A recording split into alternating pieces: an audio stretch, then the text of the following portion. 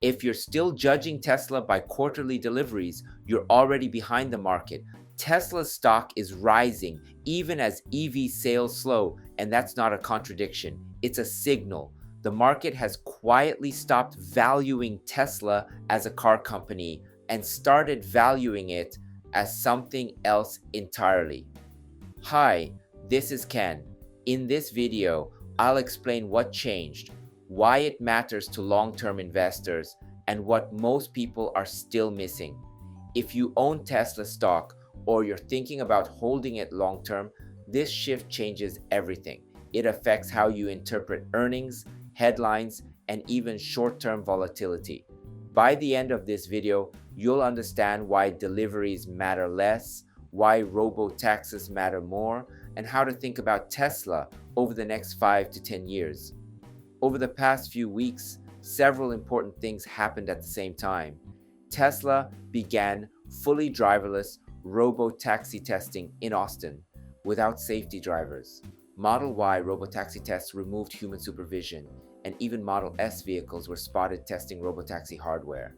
At the same time, analysts from firms like Wedbush and Bank of America publicly stated that deliveries are becoming less important for Tesla's valuation. Despite slower EV sales, Tesla's stock pushed past the 470 level. On the surface, these stories seem disconnected. They're not.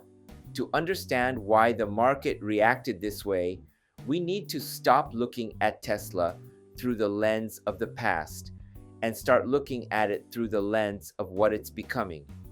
For years, Tesla was valued like a high-growth car company. More deliveries meant more revenue, more growth, and a higher stock price. That model worked when EV adoption was early and expanding fast.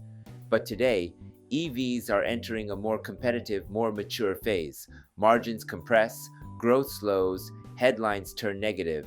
Normally, that would be a problem. What's different now is that Tesla is no longer primarily judged on how many cars it sells this quarter. It's judged on what those cars can do over time. FSD, robotaxis, and software turn each vehicle into a potential long-term revenue generator. That's a fundamentally different business model. This is where Tesla separates itself from companies like Waymo. Waymo builds specialized vehicles, operates in limited areas, and scales slowly. Tesla uses mass-produced cars already on the road designed to scale globally. When Tesla tests robotaxis using Model Y or Model S, it's sending a message. Autonomy isn't a niche experiment. It's meant to be everywhere. And removing the safety driver is not just a technical milestone. It's a regulatory and psychological one. It signals confidence that the system is approaching real-world usability. Now here's where things get really interesting, and this is something many investors completely overlook. The surprising truth is this: Tesla does not need perfect autonomy for its valuation to change.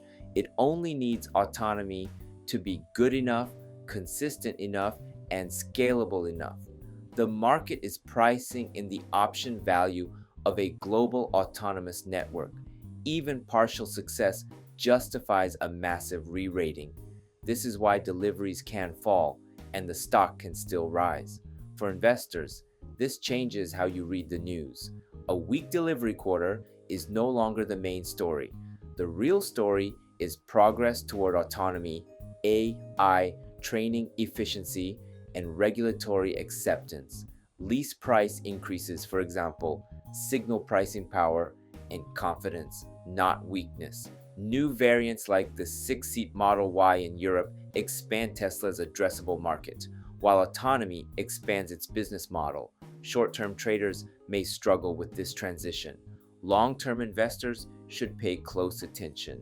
So the real question becomes, where is this all heading? Over the next few years, Tesla is likely to evolve into a hybrid company, part manufacturer, part software platform, part autonomous mobility network. Revenue will increasingly come not just from selling cars, but from using them. Software subscriptions, robotaxi operations, and AI services could eventually outweigh traditional auto profits.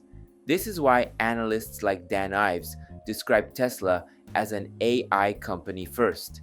And it's why the market is willing to look past short-term noise. If you're a long-term investor, the key is alignment. Do you believe Tesla can scale autonomy faster and cheaper than anyone else? Do you believe its data advantage compounds over time? If the answer is yes, then temporary delivery slowdowns are not thesis-breaking events. They're distractions. Tesla is no longer being valued for what it sold last quarter.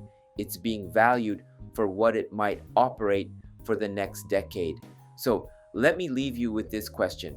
Are you still watching Tesla like an EV stock, or are you starting to see it as an AI infrastructure play? Think about that as the next earnings headline hits. If this kind of long-term strategic analysis helps you think more clearly about Tesla's future, stay tuned. We'll keep connecting the dots together. Before we wrap up, let me take a moment to introduce myself. I drive a Tesla Model Y, and at home, I've installed a Tesla Powerwall, so I actually charge my car with solar energy. I truly believe Tesla is shaping the future, and that's why I share the latest news and insights here on this channel. I'm from Japan, but I want to connect with Tesla fans all around the world. That's why I also create an English version of my videos. YouTube now lets you switch the audio into your own language, so you can enjoy it in whatever language you prefer. Most of all, I'd love to connect with Tesla fans everywhere so we can support Tesla together. I also share updates on X, so feel free to follow me there and let's connect. And if you haven't already, please subscribe to this channel. I'd really appreciate it. Thanks for watching, and I'll see you in the next video.